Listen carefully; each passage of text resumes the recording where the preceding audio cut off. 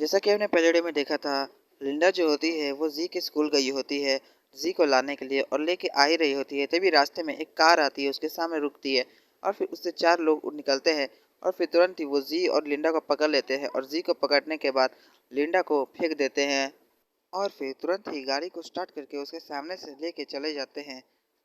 ऐसा होता देख लिंडा तुरंत ही अपना मोबाइल निकालती है और चिंगलियों को कॉल करते हुए बोलती है, अपने मन में बोलती है, आखिर वो लोग थे कौन और उन लोगों ने जी को किडनैप क्यों किया? मुझे अभी के अभी ये इस बात को जल्दी से लियो को बतानी होगी।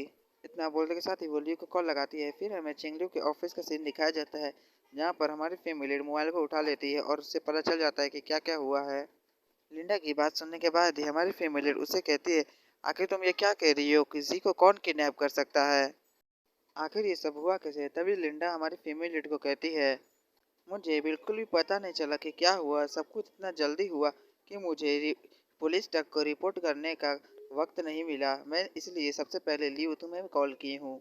चिंग लियू, तुम्हें एकदम शांति से रहना चाहिए। मैं अभी पुलिस को कॉल लगाती हूँ। इतना बोलने के बाद वो फोन को काट देती है। तभी हमारी फैमिली घबराते हुए अपने मन में बोलती है, आखिर जी को कौन किडनैप कर सकता है? ये सोचते के साथ उसके आंखों में आंसू आ गए होते हैं। इतने में ही पीछे से गोनियाक्सु आ जाते हैं और चिंगलियो का नाम बोलते हैं, आखिर क्या गलत है चिंगलियो, क्या कुछ हुआ है? गोनियाक्सु की आवाज़ सुनते के साथ ही हमारी फैमिली पीछे मुड़ने के बाद ही गोनियाक्सु को पकड़ लेती है और रोते हुए बोलती है, गोनियाक्सु, लिंडा ने मुझे अभी कॉल किया था और उसने मुझे ये बताया है कि किसी ने हमारे जी को किडनैप कर लिया है। जल्दी से बताओ हम लोग क्या करें यहाँ पर? ये सुनते के साथ ही गोनियाक्सु शॉक हो जाते हैं और बोलते हैं, क्या हमारे बेटे को किसी ने किडनैप कर लिया? रुक जाओ, मैं अभी अपने कुछ लोगों को वहां पर सब कुछ उन लोगों को ढूंढने के लिए भेज देता हूँ। ये सब बात वो लोग कर ही रहे होते हैं, तभी हमारी फीमेल लेडी को एक अनजान नंबर से कॉल आने लगती है। तभी हमारी फीमेल और गोनियाक्सु ध्यान से उस नंबर की तरफ देखने लगते हैं। तभी हमारी फीमेल अपने मन में बोलती है, आखिर ये अननोन नंबर से मुझे कौन कॉल कर रहा है? तभी वो कॉल को एक्सेप्ट कर लेती है और बोलती है, हेलो, कौन है? तभी वही चारों लोग जिन्होंने जी को किडनैप किया होता है, उनका बॉस उस हमारी फीमेल लीड को कहता है, चिंग लियू, तुम्हारा बेटा हमारे पास है। तभी वो हमारी फीमेल लीड को धमकी देते हुए बोलता है, अगर तुम अपने बेटे को जिंदा देखना चाहती हो तो तुम अकेले ही ईस्टर्न सिब्लिक बिल्डिंग में आओ। ये सुनते ही हमारी फीमेल पूरी तरह से घबरा जाती है और उन्हें चिल्लाते हुए बोलती है, आगे तुम लोग हो कौन और क्या मेरा बेटा ठीक है?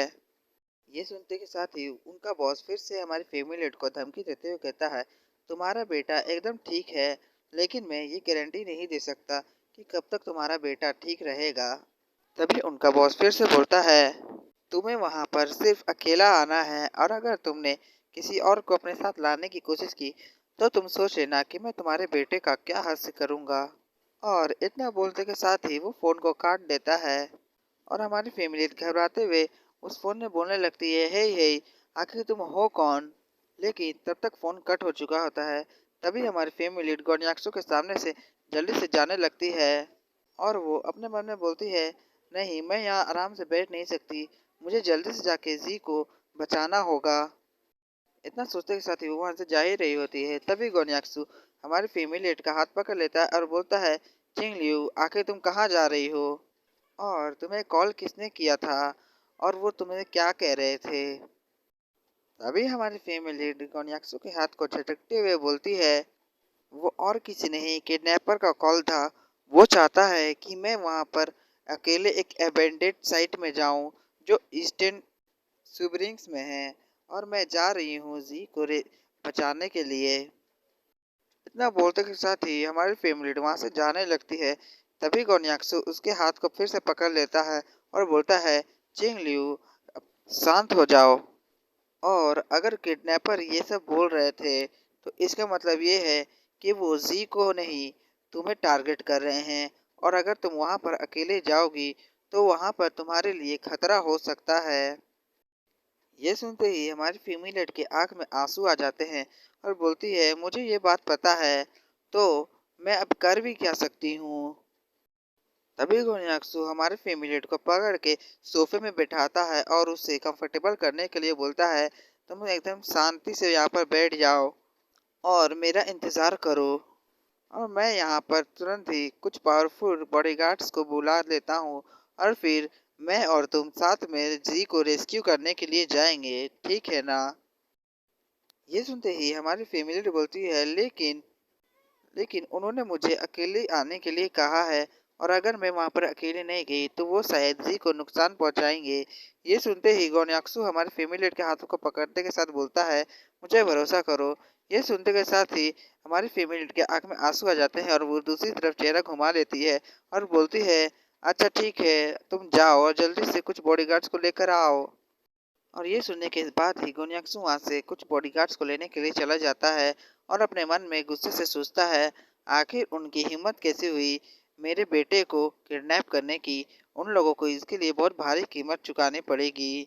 इसके बाद ही हमें हमारे फैमिली को सीन दिखाया जाता है जहाँ पर वो रो रही होती है और अपने मन में बोलती है, मुझे माफ़ करना गोन्याक्सू, लेकिन मैं जी को थोड़ा सा भी नुकसान नहीं पहुंचाने दे सकती हूँ, इसलिए मुझे अकेले ही वहां पर जाना होगा, मुझे माफ़ करना। इतना बोलते के साथ ही वो रोने लगती है और फिर अपने आंसू को पोंछते हुए बोलती है, मैं ही वो हूँ जो उन्हें चाहिए, तो ठीक है, मैं अकेले ही वहां पर जाऊंगी।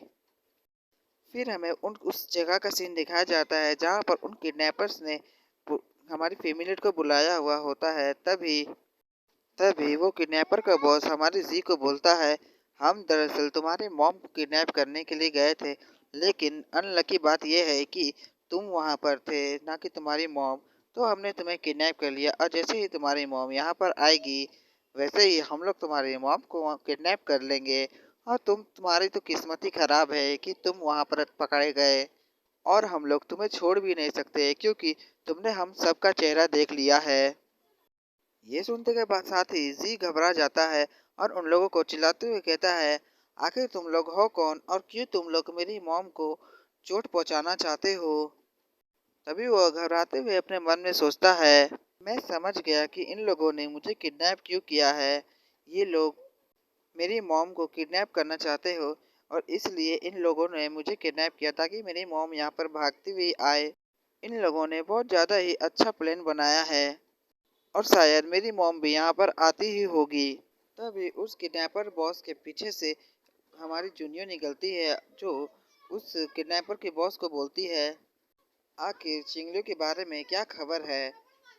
जैसे ही जी सेन जूनियर को देखता है वो शौक हो जाता है और अपने मन में बोलता है, ये तो वही बैड वुमन है जो मेरी मॉम को हर बार बुली करती थी। तभी सेन जूनियर फिर से उस बॉस को कहती है, आखिर तुमने उससे फोन कॉल किया भी था कि नहीं?